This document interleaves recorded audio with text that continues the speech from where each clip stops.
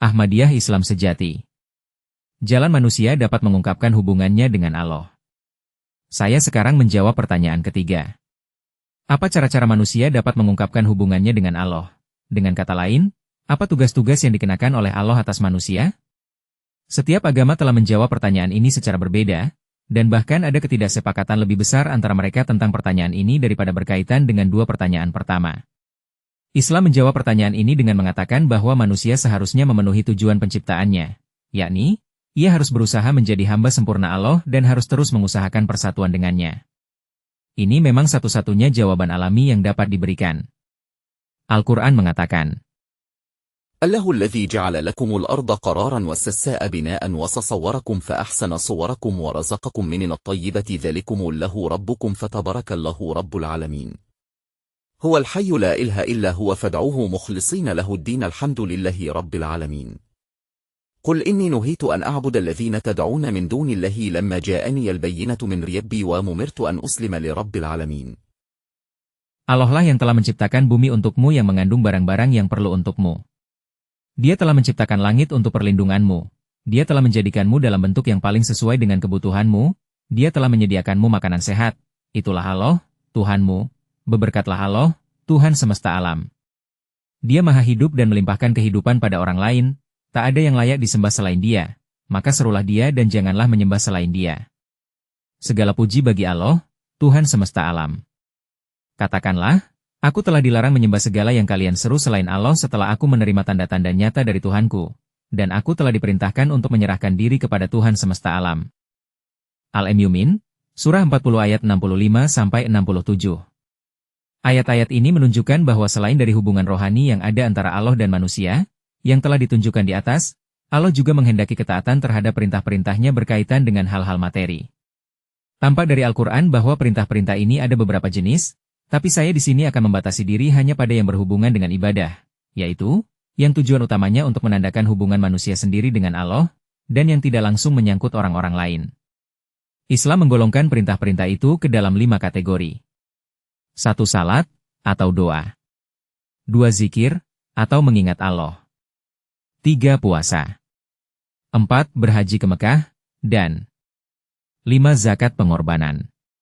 Secara garis besar, semua agama memerintahkan tindak-tindak ibadah semacam itu, meskipun ada perbedaan-perbedaan terkait tata cara amalan-amalan itu harus dilakukan.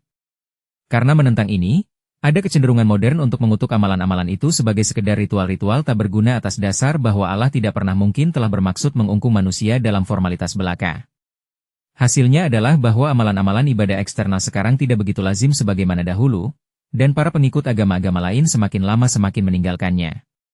Tapi sementara Islam, di satu sisi, terus menyingkap aspek-aspek baru ajaran-ajarannya sesuai dengan kebutuhan setiap zaman, ia memiliki, di sisi lain, ciri bahwa ajaran-ajaran yang ditetapkan olehnya dalam kata-kata Al-Quran tidak dapat diubah dan tetap seperti seonggok batu yang tidak pernah bisa digerakkan dari tempatnya oleh ombak yang menghantam. Seperti alam ia mampu mengeluarkan hazanah-hazanah baru, tapi seperti alam lagi hukum-hukumnya tidak berubah karena mereka telah dibingkai oleh zat yang mengetahui yang tersembunyi dan yang akan datang dan yang telah mendasarkannya pada kebenaran dan kebijaksanaan. Tidak ada keraguan bahwa hati adalah tempat bersemayamnya emosi-emosi dan bahwa, jika hati kotor dan kosong dari perasaan, tidak sedikitpun kerendahan hati di luar dan penampilan ketulusan dapat bermanfaat apapun. Sebaliknya, penampilan tersebut adalah suatu laknat yang tidak mengarah selain ke jurang kegelapan. Al-Quran tidak hanya menerima prinsip ini tetapi sangat menekankannya. Ia mengatakan, فَوَيْلٌ لِلْمُصَلِّينَ الَّذِينَ هُمْ عَنْ صَلَاتِهِمْ سَهُونَ الَّذِينَ هُمْ يُرَؤُونَ. Celakalah mereka yang salat tetapi lalai dari salat-salat mereka, dan salat untuk dilihat. Al-Maun, 5-7. Demikian pula, ia mengatakan bahwa orang-orang yang memberi sedekah untuk dilihat dan bukan dari ketulusan hati mereka. فَمَثَلُهُ كَمَثَلِ صَفْوَانٍ عَلَيْهِ تُرَابٌ فَصَصَابَهُ وَابِلٌ فَتَرَكَهُ صَلْدًا. Seperti sebongkah batu yang padanya ada debu, dan hujan turun dan mengikis debu itu pergi dan tiada yang bisa tumbuh di atasnya. Al-Baqarah, 265. Orang tersebut, bukannya mendapatkan ganjaran apapun untuk ketulusan mereka, hanya merugikan diri sendiri oleh kurangnya ketulusan. Oleh karena itu, amalan-amalan ibadah yang sekedar kulit, jika tidak disertai dengan ketulusan hati, tidak dapat membuahkan hasil dan tidak disetujui oleh Islam, dan Islam mensyaratkan bahwa tidak hanya lidah dan tubuh tapi hati juga harus ikut serta dalam ibadah. Al-Quran dan sabda-sabda Rasulullah Shallallahu Alaihi Wasallam jelas menunjukkan bahwa iman disempurnakan oleh hati dan lidah dan anggota-anggota badan yang bersama mengumumkannya. Seorang yang hatinya tidak menerima kebenaran tapi lidah dan anggota-anggota badannya menyatakan keimanannya atasnya adalah seorang munafik. Begitu juga orang yang hatinya menerima kebenaran tapi yang lidah dan anggota-anggota badannya menentang hatinya. Keyakinan sejati adalah yang diterima oleh hati dan dinyatakan oleh lidah dan anggota-anggota badan. Kita mengamati bahwa wajah seorang kekasih mengkhianati emosi aneh ketika nama kekasihnya disebut di hadapannya, atau ketika yang dicintai itu muncul di depannya, sehingga seorang asing pun dapat merasakan cintanya. Lagi, meskipun tidak ada yang bisa meragukan cinta orang tua untuk anak-anak mereka, orang tua sangat sering menunjukkan kasih sayang mereka dengan mencium atau membelai anak-anak mereka. Demikian pula ketika dua teman bertemu, mereka mengungkapkan kesenangan mereka dengan menggenggam tangan satu sama lain. Orang-orang Eropa, saat mereka hadir di hadapan penguasa mereka, melakukannya dengan kepala terbuka dan berlutut di depan penguasa. Mengapa semua ini dilakukan? Mengapa cinta dan ketulusan hati tidak cukup pada kesempatan-kesempatan seperti itu? Tidak akan tepat untuk mengatakan bahwa demonstrasi fisik dibutuhkan untuk menunjukkan perasaan-perasaan hati kepada pihak lain yang, sebagai manusia, tidak mampu mengukur keadaan perasaannya sebenarnya tanpa semacam demonstrasi. Kita tidak membelai seorang anak atau menyapa seorang teman dengan tujuan menunjukkan sayang kita bagi mereka. Tidakkah para orang tua membelai bayi yang baru lahir atau anak yang sedang tidur? Demonstrasi kasih sayang semacam itu adalah suatu tindakan spontan sukarela, tidak didikte oleh segala motif tersembunyi. Karena itu, tidak mungkin bahwa seorang yang mencintai Allah dan merasakan kerinduan sejati terhadapnya, tidak akan berusaha untuk mengungkapkan cinta dan kerinduannya dengan suatu amalan luar atau fisik.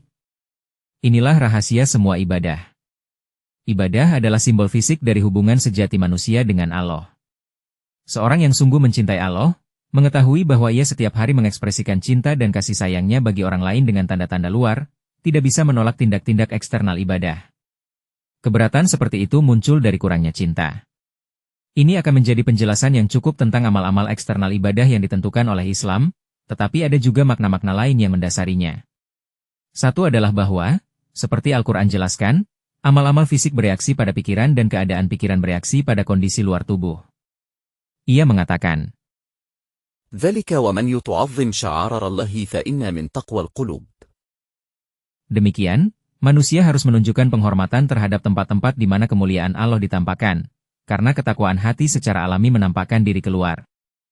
Al-Hajj 33. Ini mengacu pada reaksi keadaan pikiran atas tubuh. Di tempat lain, reaksi tindakan-tindakan fisik atas pikiran disebut dalam kata-kata, waspadalah, hati mereka telah rusak oleh apa yang mereka telah lakukan. Al-Mutaffifin 15. Awalnya, mereka bertindak melawan kebenaran untuk mendapatkan benda-benda jasmani, dengan hasil bahwa, pada akhirnya, cinta terhadap kebenaran lenyap dari hati mereka. Ini adalah suatu kebenaran yang telah sepenuhnya ditunjukkan oleh para psikolog. Saya kebetulan pernah membaca dalam buku seorang psikolog Amerika bahwa seorang profesor, yang dianggap sebagai orang yang sangat mampu, diangkat sebagai kepala sebuah lembaga, tapi dalam jabatan itu ia gagal sama sekali karena ia tidak memiliki ketegasan dalam soal-soal disiplin dan administrasi. Seorang teman yang melihat bahwa ia biasa membiarkan mulutnya terbuka menyarankan dia untuk tutup mulut. Mengamalkan saran ini, ia menemukan bahwa ia setiap hari bertambah dalam ketegasan dan tekad, dan pada akhirnya ia menjadi administrator yang sangat sukses. Dalam peristiwa-peristiwa biasa kehidupan sehari-hari, kita amati bahwa kondisi-kondisi fisik terus bereaksi pada pikiran. Seorang yang cemberut dan menunjukkan tanda-tanda kemarahan mulai merasa benar-benar marah. Jika seorang dalam puncak gairah entah bagaimana dibuat tertawa, kemarahannya langsung reda. Air mata menimbulkan kesedihan hati dan tawa menimbulkan sukacita. Islam mengingat prinsip ini dalam menetapkan amal-amal luar dari ibadah, seperti salat dan lain-lain, karena ketika seseorang mengambil penampilan luar dari kerendahan hati dan permohonan, hatinya secara bertahap menyerahkan diri pada cinta dan pada akhirnya, ia tertarik kepada Allah sebagaimana sepotong baja tertarik kepada magnet. Makna lain yang mendasari tindakan-tindakan luar ibadah adalah bahwa hal itu menggugah perasaan umum cinta dan ketaatan kepada Allah. Anak-anak belajar untuk mencintai saudara-saudara dan kerabat lain mereka dengan mengamati bahwa orang-orang lain melakukan hal yang sama. Seandainya semua perasaan cinta dan kasih sayang telah terbatas pada hati dan tidak pernah menemukan ekspresi luar, tidak mungkin ada perasaan kasih sayang antara saudara. Karena bagaimana bisa seorang anak telah menemukan apakah seorang itu dicintai atau dibenci oleh orang tuanya dan kerabat lainnya? Jelas bahwa ini hanya dapat ditemukan dari penampilan luar dari berbagai macam perasaan, yang diabadikan generasi demi generasi oleh penampilan tersebut. Oleh karena itu, bila tanda-tanda lahiriah tidak ditetapkan untuk pengungkapan kecintaan manusia terhadap penciptanya, dan jika kemuliaannya tidak terus-menerus dan berulang kali dinyatakan melalui tindakan-tindakan lahiriah, generasi-generasi yang belum lahir, yang harus menerima kesan pertama mereka dari perilaku orang tua mereka, tidak akan terpikirkan tentang perasaan cinta dan ketulusan kepada Allah itu, yang ditimbulkan oleh pengamatan tetap terhadap simbol-simbol eksternal cinta dan hormat. Kita amati bahwa ateisme dan ketidakpedulian terhadap Allah meningkat di antara orang-orang yang telah acuh tak acuh terhadap ibadah lahiriah.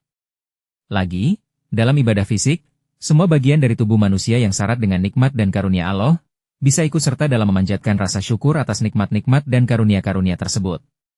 Nikmat-nikmat Allah meliputi tubuh serta jiwa, dan ibadah yang sempurna adalah ibadah di mana tubuh maupun jiwa bergabung, karena tanpa gabungan ini ibadah rohani pun tidak dapat dipertahankan. Memang ibadah dan pemujaan hati adalah zat dan isinya, tetapi ibadah dan pemujaan tubuh adalah kulitnya, dan isi tidak bisa dipelihara tanpa kulit. Jika kulit hancur, isi juga pasti akan rusak. Setelah menarik perhatian kepada prinsip bahwa tindakan-tindakan fisik ibadah sangat perlu untuk kemajuan rohani kita, saya sekarang beralih ke amal-amal spesifik ibadah yang ditentukan oleh Islam bagi para pengikutnya. Pertama dan yang utama dari ini adalah salat, yang dapat disebut jiwa dari semua ibadah Islam. 5 kali sehari Muslim harus menghadirkan diri di hadapan Allah dan menyembah Dia dengan cara yang ditentukan. Dia harus lebih dahulu melakukan wudhu, yaitu mencuci tangan, wajah, lengan dan kakinya dengan cara yang ditentukan. Ini tidak hanya kondusif terhadap kebersihan dan kesucian fisik yang ditegaskan oleh Islam, tetapi juga memiliki efek menjaga semua jalan yang melaluinya gangguan bisa masuk, yaitu kelima indera yang diwakili oleh mata, telinga, hidung, mulut, tangan dan kaki, di mana 2 yang terakhir merupakan indera sentuhan. Karena pertimbangan ruang dan waktu, saya di sini tidak bisa masuk ke rincian-rincian, tetapi orang-orang yang condong pada merenungkan hal-hal rohani dapat dengan mudah memahami ini. Kata wudhu sendiri menunjukkan kedua tujuan ini, karena ia berarti kebersihan maupun keindahan. Pelaksanaan wudhu menggalakkan kebersihan fisik yang sangat perlu untuk kesucian rohani, dan menjadikan salat indah dengan mencegah dan menahan gangguan pikiran-pikiran sang penyembah, sehingga memungkinkannya mencapai tujuan sebenarnya dari sembahyang. Setelah melakukan wudhu si penyembah berdiri dengan wajah ke arah Ka'bah yang dimaksudkan untuk mengingatkannya tentang pengorbanan-pengorbanan yang dilakukan oleh Nabi Ibrahim alaihissalam di jalan Allah dan kebaikan besar yang dihasilkan dari pengorbanan-pengorbanan itu. Dia kemudian mengulangi ayat-ayat tertentu dari Al-Quran. Bagian pertama dari ini ditujukan untuk pujian dan pemujaan Allah di mana penyembah bisa merasakan cerminan citra Allah, dan hatinya meluap dengan cinta dan kerinduan dan dia tertarik kepada Allah. Dalam bagian kedua ia mengaku bahwa di setiap langkah dalam perjalanan kemajuannya ia bergantung pada bantuan dan dukungan Allah, dan dengan demikian merasakan ketidakberdayanya sendiri ia terdorong ke arah perubahan suci dan kepercayaan yang lebih besar pada Allah. Bagian ketiga mengandung doa dan permohonan, yang merupakan hakikat salat. Dengan doa manusia menarik karunia Allah, dan melalui persatuan cinta manusia dengan cinta Allah dalam doa, benih ditaburkan dari penciptaan rohani baru dengan cara yang sama seperti makhluk fisik baru hadir ke dunia melalui persatuan laki-laki dan perempuan.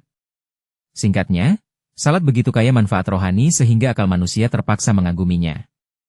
Tapi agar efektif ia harus dilakukan dengan cara dan tunduk pada syarat-syarat yang ditentukan oleh Islam. Tindakan-tindakan eksternal yang ditentukan oleh Islam untuk pelaksanaan salat bukanlah tanpa makna. Selama salat penyembah harus pada tahapan-tahapan berbeda berdiri dengan lengan terlipat, membungkuk dengan tangannya bertumpu pada lutut, berdiri tegak dengan lengannya tergantung di sisinya, merebahkan diri di tanah dan duduk dengan kaki terlipat.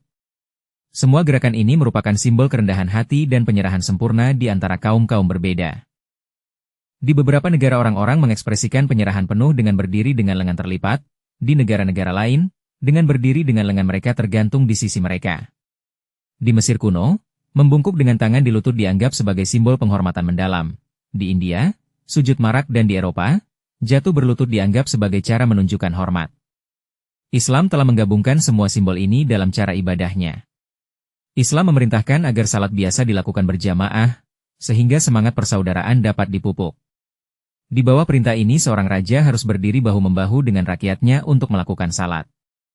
Pemandangan mencolok ini memberi bukti mencolok tentang fakta bahwa salat itu suatu realitas dan bukan bentuk belaka. Semua yang bergabung di dalamnya menyadari bahwa mereka berdiri di hadirat di mana seorang raja pun harus menyingkirkan tongkatnya, dan menjadi hamba biasa bersama dengan rakyatnya. Kadang muncul keberatan bahwa salatnya Islam hanyalah sebuah tawar-menawar dengan Allah, karena ia dilakukan dengan harapan mendapatkan sesuatu sebagai imbalan. Ini persis kebalikan dari kebenaran. Islam adalah satu-satunya agama yang menolak gagasan ini. Ia mengajarkan bahwa amal-amal ibadah yang ditentukan olehnya bukanlah tuntutan-tuntutan egois seorang yang berpikiran duniawi. Tujuan utama mereka adalah untuk mengakui nikmat-nikmat dan karunia-karunia Allah dan untuk mengucapkan syukur kepadanya untuk semuanya, yang tanpa melakukannya seseorang hampir tidak bisa layak disebut manusia. Tujuan kedua mereka adalah untuk mencari pengembangan rohani. Seperti dikatakan dalam Al-Quran. فاذكروني أذكركم واشكروا لي ولا تكفرون. Hai manusia! Sembahlah aku, supaya aku dapat menganugerahimu dengan pertemuanku, dan bersyukurlah atas nikmatku dan janganlah ingkari nikmat. Al-Baqarah 153. Ini menunjukkan bahwa tujuan ibadah adalah untuk menyampaikan syukur dan mengusahakan pengembangan rohani. Di tempat lain dikatakan, إن الصلاة تنهى عن الفحشاء والمنكر. salat mencegah manusia dari perbuatan keji dan munkar. Al-Ankabut 46. Rasulullah Shallallahu Alaihi Wasallam. Suatu kali ditanya mengapa beliau begitu dawam dalam doa-doanya dan beliau menjawab, tidak bolehkah saya menjadi hamba yang bersyukur kepada Allah? Lagi, Al-Quran mengatakan tentang salat, sesungguhnya hati menjadi damai melalui zikir. Al-Rod 29. Melalui salat, kita mencapai kepastian ilmu yang menghalau semua keraguan.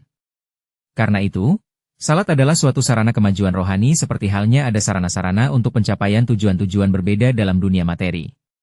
Singkatnya, lembaga salat didasarkan pada kebenaran-kebenaran mendalam dan menggabungkan begitu banyak keunggulan sehingga tidak ada agama lain siap untuk mengakui yang seperti itu untuk amal-amal ibadah yang ditentukan olehnya. Ia memenuhi tujuan ibadah dalam segala hal dan merupakan satu-satunya sarana mencapai ketakwaan. Mereka yang membayangkan dapat meniadakan amal-amal eksternal ibadah menyusahkan diri dalam suatu kesalahan pedih.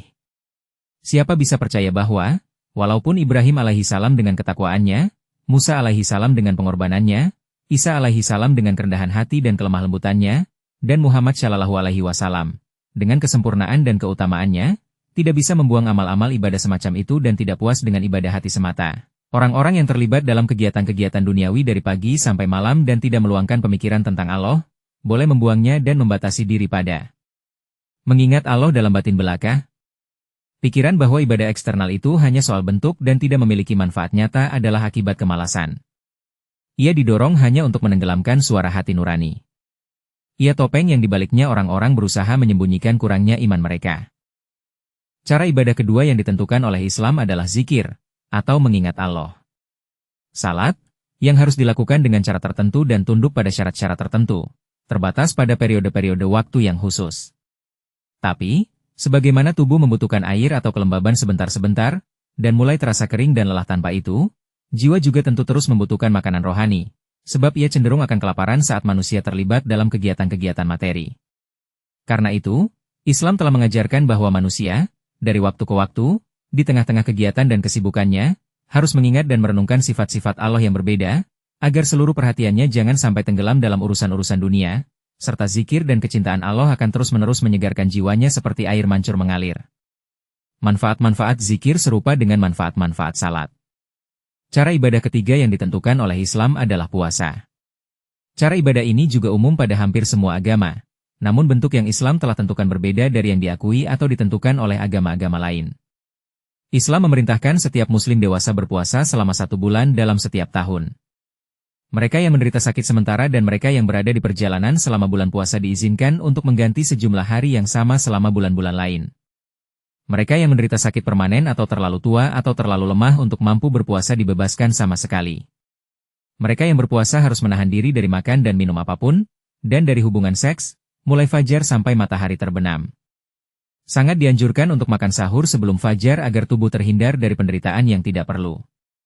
Selain itu, puasa terus-menerus 24 jam, tanpa makan sahur sebelum fajar, tidak disetujui dari Islam. Al-Quran menjelaskan tujuan berpuasa sebagai وَلِتُكَبِّرُوا اللَّهَ عَلَى مَا هَدَاكُمْ وَلَعَلَّكُمْ تَشْكُرُونَ. supaya kamu bisa memuliakan kebesaran Allah karena telah menunjukimu, dan supaya kamu bisa belajar bersyukur. Al-Baqarah 186. Dengan kata lain, satu maksud yang tampil adalah bahwa, dengan terbebas dari perlunya menyiapkan dan makan makanan dan memiliki lebih banyak waktu luang, manusia akan lebih memperhatikan hal-hal rohani dan akan ingat Allah lebih sering. Tujuan lain adalah bahwa lapar dan haus akan membantu manusia menyadari nilai sejati dari nikmat-nikmat dan karunia-karunia Allah yang biasa mereka nikmati dan akan menjadikan mereka lebih bersyukur kepada Allah. Manusia tidak benar-benar menghargai apa yang dia miliki, dan dia mengetahui nilainya yang sebenarnya hanya ketika dia kehilangannya. Kebanyakan orang tidak pernah menyadari bahwa penglihatan adalah berkat besar dari Allah, tetapi ketika dia kehilangannya, dia menyadari nilainya. Begitu pula, ketika seseorang berpantang dari makanan dan minuman selama puasa dan menderita lapar dan haus, ia mulai menyadari betapa banyak kenikmatan Allah telah berikan kepadanya, dan bahwa ia harus menjalani hidup yang begitu berberkat dalam pekerjaan-pekerjaan yang baik dan berguna dan tidak menyia-nyiakannya dalam urusan-urusan sepele. Lagi, Allah berfirman, tujuan puasa adalah agar manusia mencapai takwa. Al-Baqarah 184, kata takwa digunakan dalam Al-Quran dalam 3 arti. Ini berarti keamanan dari rasa sakit dan derita, keamanan dari dosa, dan pencapaian tingkat rohani yang tinggi. Puasa memajukan semua ini. Sekilas tanpa paradoks untuk mengatakan bahwa puasa menyelamatkan manusia dari derita, karena puasa sendiri membebankan sejumlah derita pada manusia. Tapi, sedikit pertimbangan akan menunjukkan bahwa puasa mengajari manusia hikmah-hikmah yang mengamankan kesejahteraan bangsa mereka. Pelajaran pertama adalah bahwa seorang kaya, yang tidak pernah menderita lapar atau kekurangan, dan tidak bisa menyadari penderitaan saudara-saudaranya yang lebih miskin, yang sangat sering harus hidup tanpa makanan, melalui puasa, mulai menyadari apa itu lapar dan apa yang orang miskin alami. Ini menghasilkan dalam pikirannya tenggang rasa yang aktif terhadap orang miskin yang dilampiaskan dalam langkah-langkah yang diperhitungkan memperbaiki nasib orang miskin, yang hasil alaminya adalah peningkatan kesejahteraan bangsa. Jelas bahwa kesejahteraan bangsa terikat dengan kesejahteraan individu. Aspek lain dari puasa adalah bahwa Islam berusaha untuk mencegah pada para pengikutnya kemalasan dan keengganan untuk menanggung kesulitan. Ia menghendaki mereka untuk siap dan sanggup menerima segala macam kekurangan dan ketidaknyamanan pada saat dibutuhkan. Puasa membiasakan kaum muslim untuk menanggung lapar dan haus dan menahan diri dalam semua keinginan dan nafsu mereka, dan mereka yang setia melaksanakan perintah ini tidak pernah menjadi malas atau mengumbar diri. Puasa menyelamatkan orang dari dosa, karena dosa lahir dari kecenderungan terhadap kesenangan materi. Ketika seorang menjadi terbiasa dengan suatu jalur perilaku, sulit baginya untuk meninggalkannya. Tapi, seorang yang mampu melepaskan suatu kebiasaan atau jalur perilaku atas niat, tidak pernah menjadi budaknya. Seorang yang, untuk mencari kesenangan Allah, melepaskan selama 1 bulan penuh, semua kesenangan materi, dan belajar melakukan pengendalian diri, bisa dengan mudah mengatasi godaan yang mengarah kepada dosa. Kemudian, karena seorang harus bangun selama bulan puasa dalam bagian akhir malam untuk makan sahur, dia mendapat peluang tambahan untuk berdoa dan beribadah yang mempercepatnya di jalan kemajuan rohani. Ketika ia mengorbankan kemudahan dan kenyamanannya demi Allah, Allah memperkuat ruhnya dan menariknya kepada dia sendiri. Bentuk keempat ibadah yang ditentukan oleh Islam adalah ziarah atau pergi haji ke Mekah. Tujuan-tujuan utamanya serupa dengan tujuan-tujuan salat dan puasa, yaitu, untuk membiasakan seseorang untuk meninggalkan rumah dan negaranya dan menderita perpisahan dari kerabat dan teman-temannya demi Allah. Selain ini, Al-Quran melekatkan pada haji suatu tujuan khasnya sendiri. Ziarah ke Mekah adalah suatu simbol penghormatan yang ditunjukkan kepada tempat-tempat di mana kehendak Allah diwujudkan, dan mengingatkan orang-orang tentang peristiwa-peristiwa yang terkait dengan manifestasi itu. Ia mengingatkan mereka tentang ditinggalkannya Ismail alaihissalam di padang pasir oleh Ibrahim alaihissalam, dan bagaimana orang-orang yang berkorban di jalan Allah dilindungi dan dimuliakan. Itu dengan demikian memupuk keimanan mereka terhadap kuasa dan kebesaran Allah. Juga, peziarah haji, saat mendapati diri dekat dengan tempat yang, dari awal dunia, telah diperuntukkan bagi penyembahan Allah, pasti mengalami perhubungan rohani tersendiri dengan mereka yang telah selama berabad-abad terikat bersama oleh kecintaan dan zikir kepada Allah, dan di antara mereka, ia juga termasuk. Selain itu, ibadah haji memiliki suatu tujuan politik besar yang mendasarinya.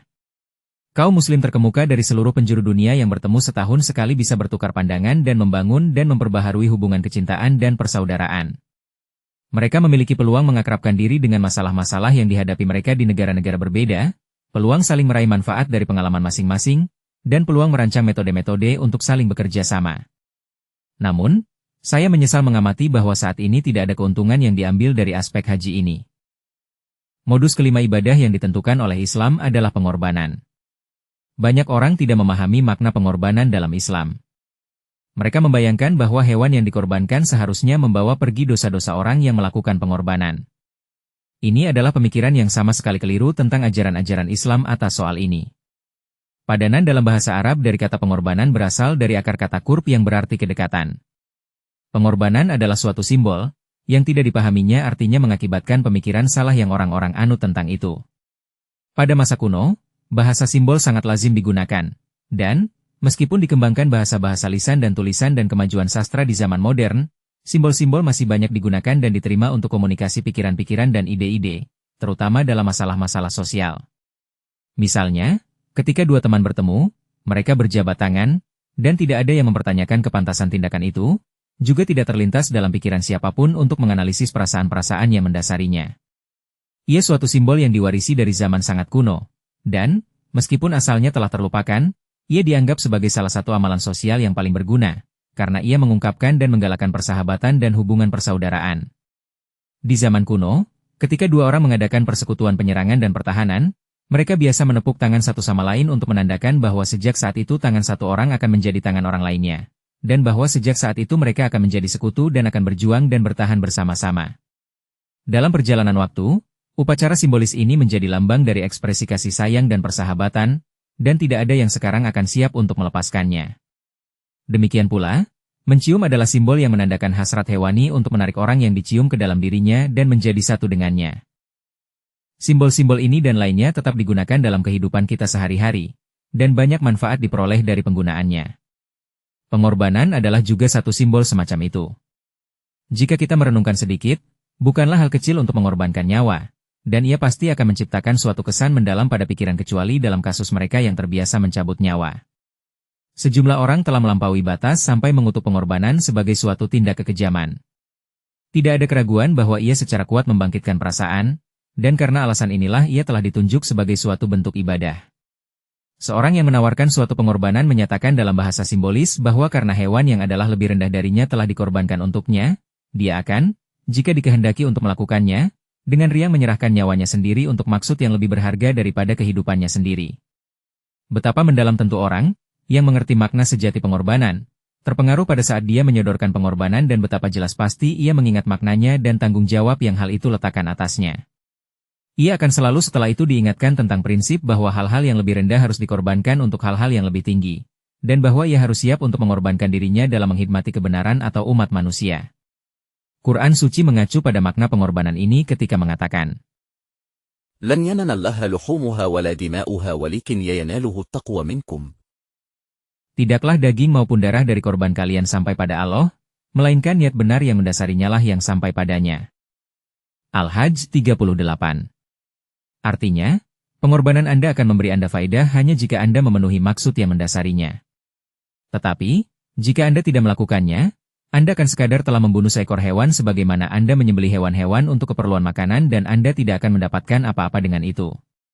Ini akan menunjukkan bahwa makna pengorbanan dalam Islam sama sekali berbeda dari makna pengorbanan dalam agama-agama lain dan bahwa Islam telah melestarikan tujuan yang mendasari simbol ini, sedangkan agama-agama lain telah melupakannya dan telah menemukan tujuan-tujuan baru untuk itu.